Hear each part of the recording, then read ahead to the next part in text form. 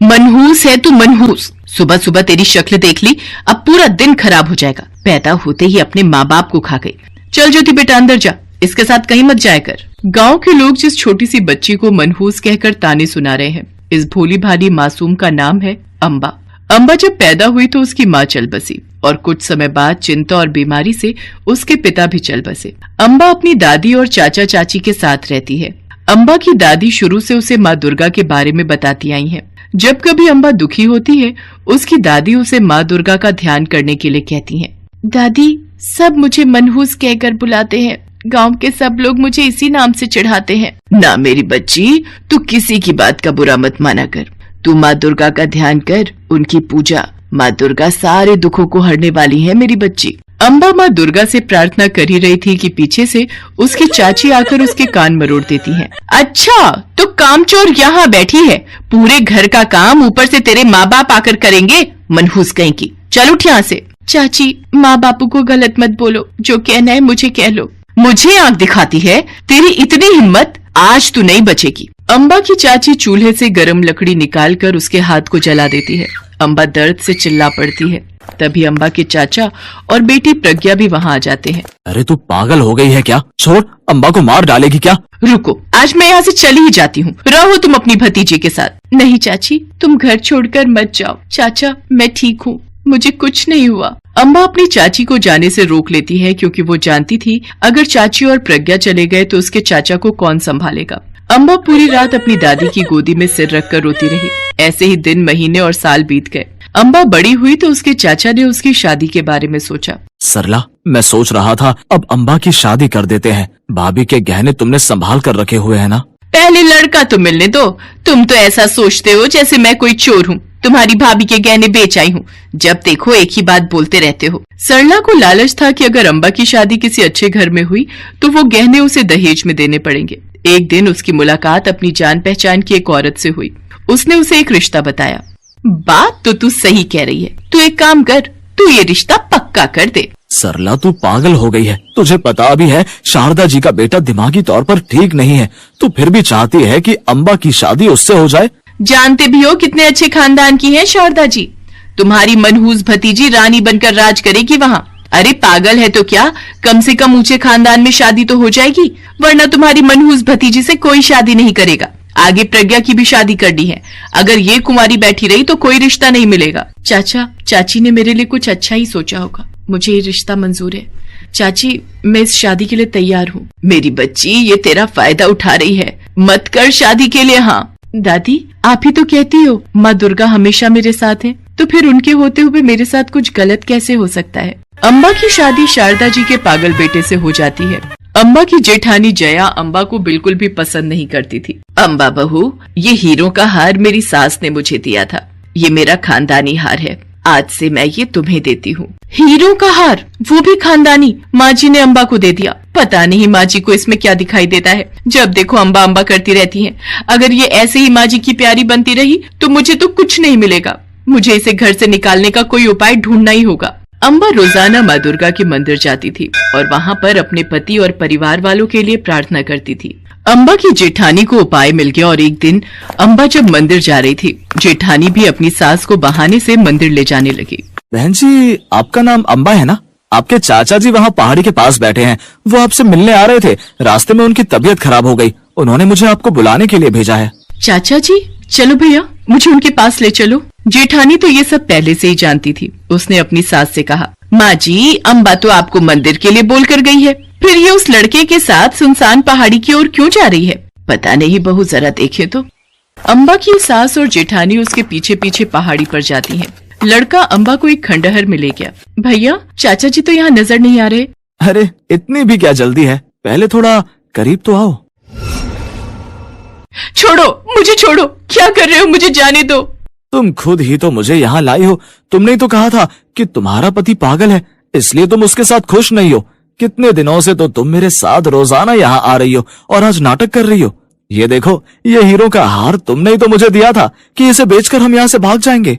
क्यों झूठ बोल रहे हो? शर्म करो, मैं तुम्हारे साथ कब आई? और ये हीरो का हार तुम्हारे पास कहाँ से आया? शर्म आनी चाहिए अम्बा, तुम मेरे घर की बहू कहलाने लायक नहीं हो।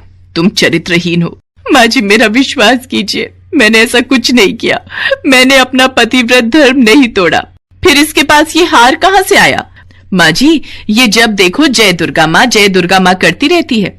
अब इसका फैसला मंदिर के पुजारी जी ही करेंगे। इसके घर वालों को भी बुलाते हैं, इसका फैसला वहीं होगा। अम्बा सास और जेठानी के साथ माँ दुर्गा के मंदिर में जाती है। सब गांव वाले इकट्ठे हो जाते हैं। अम्बा के चाचा चाची और दादी भी वहां पहुंचते हैं। मेरा विश्वास करो चाची, मैं बिल्कुल गलत नहीं हूँ। मैंने कोई गलती नहीं की। मैं दुर्गा माँ की कसम खाकर कहती हूँ मैंने कोई पाप नहीं किया। ये लड़का झूठ बोल रहा है। हे दुर्गा माँ, आप तो जानती हो मैंने कोई पाप नहीं किया। बचपन से लेकर आज तक सब मुझे मनहूस कहते रहे, मुझे कोसते रहे, पर मैंने चू तक नहीं की, क्योंकि मैं जानती हूँ आप मेरे साथ हो। यदि मैंने सच्चे मन से सदैव आपका नाम लिया है तो मेरी रक्षा करो माँ, मेरी रक्षा करो। अम्बा फूट फूट कर रोने लगती है। उसके आंसू लगातार बहते जा रहे थे। अचानक मंदिर की घंटियां बजने लगती है। सब गांव वाले देखते हैं माँ दुर्गा की आंखों से आंसू बह रहे थे और वो आंसू बहते बहते देखते ही देखते पूरे मंदिर में बाढ़ आ जाती है। पानी गांव को अपनी चपेट में लेने लगता है।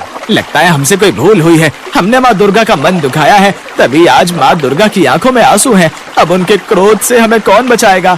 मुझे माफ कर दो, मैं डूब रहा हूँ। मैंने तुम्हारी जेठानी के कहने पर ही ये सब किया था।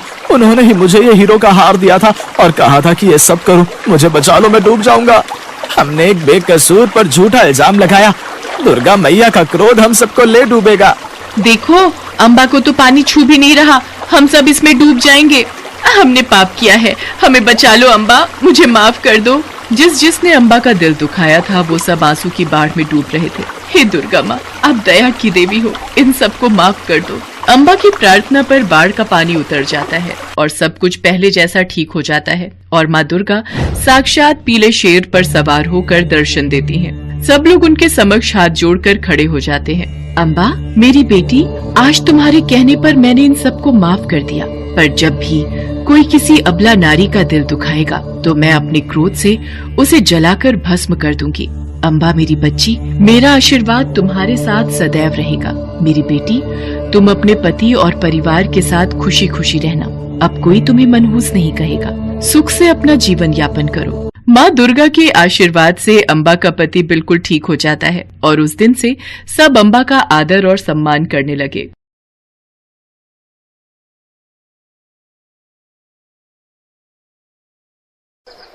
ये कहानी है प्रेरणा और रिंकू की, जो अपनी माँ केतकी और पिता महेश के साथ खुशी खुशी रहते थे। पर एक दिन ऐसी घटना घटी कि पूरा परिवार तितर बितर हो गया। पूरा गांव नदी में आई बाढ़ में बह गया, जिसमें महेश और केतकी भी खो गए। प्रेरणा और रिंकू दोनों बाढ़ के पानी में बहते रहे। तभी आओ बच्चों, मेरी नाव में आ जाओ, मैं तुम्हें किनारे पर छोड़ देती हूँ। तुम्हारे माता पिता कहाँ गए?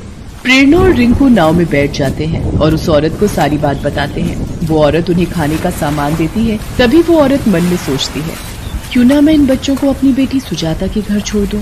वो अकेली घर के काम में लगी रहती है, उसे घर का काम करने के लिए 2 नौकर मिल जाएंगे। प्रेरणा और रिंकू को वो औरत दूसरे गांव ले आती है। बच्चों देखो, हम गांव पहुंच गए। तुम दोनों बिल्कुल अकेले हो। मैं तुम्हें इधर उधर नहीं भटकने देना चाहती। यहाँ गांव में मेरी बेटी सुजाता रहती है। आज से तुम दोनों उसी के घर में रहोगे। आपका बहुत बहुत शुक्रिया नानी माँ। रिंकू, हम इन नानी माँ के साथ चलते हैं। वो औरत, जिसका नाम कौशल्या था, चालाकी से प्रेरणा और रिंकू को अपनी बेटी सुजाता के घर ले जाती है। माँ, ये दोनों बच्चे कौन हैं? कौशल्या सुजाता को कमरे में ले जाती है। अरे ये दोनों बच्चे अनाथ हैं। मैं तेरी देखभाल के लिए लाई हूँ। अब तू इनसे ही सारे काम करवाना और एक वक्त की रोटी दे देना। पड़े रहेंगे किसी कोने में। माँ, तुम देखने में तो बड़ी भोली भाली हो, पर हो मेरी ही माँ। अच्छा फंसाया इन चूजों को। कौशल्या बच्चों को छोड़कर अपने घर वापस चली जाती है। सुजाता प्रेरणा और रिंकू से घर का काम करवाती थी। बेचारे बच्चे कुछ बोल नहीं पाते थे। एक दिन सुजाता का पति किशन बोला, सुजाता, पहले तो तुम्हारी माँ इन मासूम अनाथ बच्चों को बहाने से अपने साथ यहाँ लाई और तुम इनसे सारा घर का काम करवाती हो। थोड़ा तो भगवान से डरो। तुम अपने काम से काम रखो, बीच में मत पड़ो। पता नहीं ये दोनों अभी तक लौटे क्यों नहीं। बाजार गए तो इन दोनों को बहुत देर हो गई। सुजाता प्रेरणा और रिंकू को बाजार से सामान लेने भेजती है। वो दोनों सामान ले ही रहे होते हैं, तभी उन दोनों को एक सजा हुआ पंडाल दिखाई देता है। प्रेरणा और रिंकू उस पंडाल के अंदर चले जाते हैं। ये लो बच्चों, माता रानी का प्रसाद। अंकल, आज कोई त्योहार है क्या? यहाँ पंडाल क्यों सजा हुआ है? बच्चों, आज से माँ दुर्गा का नवरात्रि उत्सव आरंभ है जो 9 दिन तक चलेगा। अंकल, हमें ये प्रसाद रोजाना मिलेगा? हाँ बेटा, ये पंडाल 9 दिन तक सजा रहेगा और यहाँ पर माँ दुर्गा की पूजा और आरती की जाएगी। दीदी, तुम्हें याद है माँ और बाबूजी भी नवरात्रि व्रत रखते थे और नवमी पूजन में हम पूरी हलवा चने का प्रसाद खाते थे। हाँ रिंकू, और माँ कहती थी कि जिनकी माँ नहीं होती उनकी दुर्गा माता माँ होती है। हम रोजाना इस पंडाल में इनकी पूजा करने आएंगे। प्रेरणा और रिंकू खुशी खुशी घर जाते हैं, पर घर पहुँचते ही सुजाता का गुस्सा 7वें आसमान पर होता है। कहाँ थे अब तक तुम दोनों? मेरी माँ तुम्हें इसलिए यहाँ नहीं छोड़ गई कि तुम दोनों भाई बहन मुफ्त की रोटियां तोड़ो। अगर एक काम में ही घंटों लगा दोगे तो पूरा दिन घर का काम कौन करेगा? अब तुम दोनों को पूरे दिन खाने में सिर्फ एक रोटी मिलेगी। चलो जाओ काम करो। दीदी, सुजाता आंटी बहुत गंदी हैं। उन्होंने बोला था वो हमें माँ की तरह प्यार करेंगी, पर वो हमें बिल्कुल भी प्यार नहीं करती। कोई बात नहीं रिंकू, हम रोजाना माँ दुर्गा के पास जाएंगे और उनकी पूजा करेंगे। वो हमें माँ का प्यार जरूर देंगी। प्रेरणा और रिंकू रोजाना चुपचाप पंडाल में माँ दुर्गा की पूजा करने जाने लगे। सुजाता उन दोनों को भूखा रखती थी, मगर पंडाल में मिले भंडारे को खाकर प्रेरणा और रिंकू अपनी भूख मिटा लेते थे। एक दिन, ये तुम दोनों रोजाना कहाँ जाने लगे हो? आंटी, वो हम माँ दुर्गा के पंडाल में नवरात्रि पूजन के लिए जाते हैं।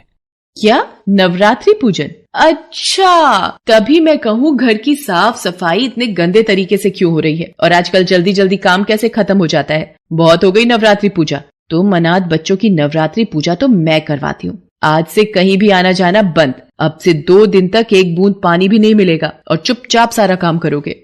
किशन भी दूसरे गांव गया हुआ था, वरना सुजाता ऐसी हरकत ना करती। बेचारी प्रेरणा और रिंकू भूखे प्यासे रोते हुए घर का काम करते रहते हैं।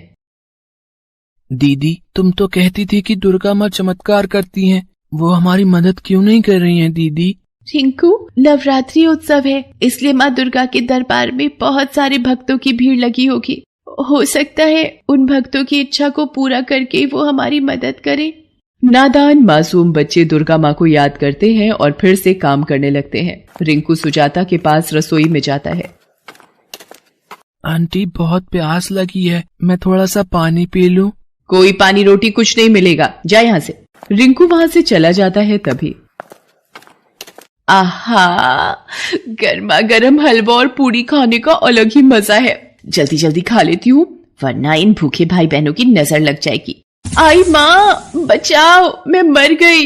सुजाता के हाथों पर गर्म तेल की कढ़ाई गिर जाती है। वो दर्द से चिल्ला पड़ती है। प्रेरणा और रिंकू भागे भागे आते हैं। सुजाता आंटी, क्या हुआ? अरे, ये गर्म तेल आपके हाथों पर कैसे गिर गया?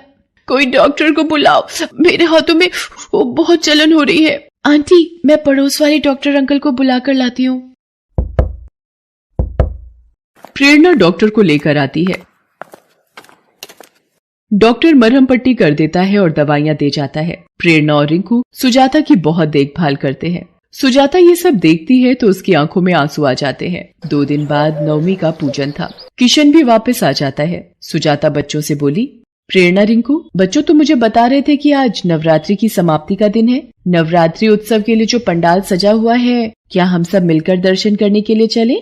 हाँ सुजाता आंटी, आप मंदिर जाओगे तो देखना, माँ दुर्गा के आशीर्वाद से आपके हाथ भी जल्दी ठीक हो जाएंगे। सब मिलकर पंडाल में जाते हैं। पंडाल में डांडिया नृत्य का भी आयोजन होता है। तभी किसी पर रिंकू की नजर पड़ती है। दीदी, वो देखो, सामने माँ बापू खड़े हैं। कहाँ रिंकू? हाँ, ये तो माँ बापू है। सुजाता आंटी, महेश अंकल, वो देखो हमारे माँ बापू। प्रेरणा और रिंकू दौड़ते हुए अपने माँ बापू से लिपट जाते हैं। केतकी और किशन भी दोनों बच्चों को देख रो पड़ते हैं। मेरे बच्चों, हमने तुम्हें बहुत ढूंढा, हमारी तो उम्मीद ही खत्म हो गई थी।